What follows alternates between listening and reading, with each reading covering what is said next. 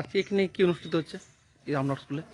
আমাদের স্কুল হচ্ছে যেমন কবি নজরুল শিক্ষা নিকেতন হাই স্কুল, মল্লিকপুর অঞ্চলের এটা হাই স্কুল। আমাদের ছাত্র সংখ্যাও অনেকই, 1457। তো এর মাঝে আমরা এই যে সময়টা চলে, ডিসেম্বর মাসের এই সময়টা প্রায় রেজাল্ট, পরীক্ষা পঠন পাঠনের শেষে আমাদের রেজাল্ট আউটের ব্যাপারটা থাকে। এই কর্মকাণ্ডের সঙ্গে সঙ্গে আমরা টিচারদের একটা খেলার মধ্যে রাখি আর কি, মানে ওরা নিজেরাও থাকতে চায়। তো সেই অনুযায়ী ব্যাডমিন্টন, আমাদের যে মিনি ইন্ডোর স্টেডিয়াম আছে আমাদের স্কুলে, সেই মিনি ইন্ডোর স্টেডিয়ামে একটা ব্যাডমিন্টন আমরা নিজেরা টিচারদের খেলি।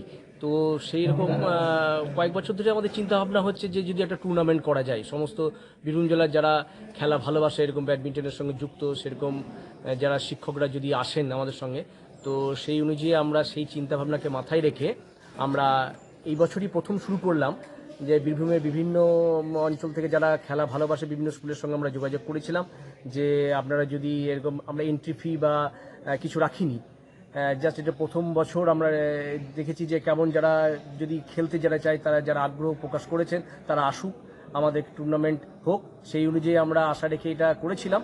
তো 12টা টিম আমরা পেয়েছি অলরেডি, আর আমাদের স্কুলেরও কয়েকটা টিম ছিল নিয়ে। এই তো এখন নকআউট, মানে একদিনের, আজকে 27 তারিখ, একদিনেরই ডবলস ব্যাডমিন্টন প্রতিযোগিতা টিচার্সদের মধ্যে বিভিন্ন স্কুল থেকে, বীরভূম জেলার বিভিন্ন স্কুল থেকে টিচাররা এসেছে।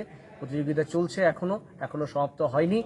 দেখা যাক রেজাল্ট আউটের পর কে কোন স্কুল আমরা। আপনার পরিচয়? আমি এই স্কুলের ভারপ্রাপ্ত প্রধান শিক্ষক বিপ্লব ধর। ধন্যবাদ।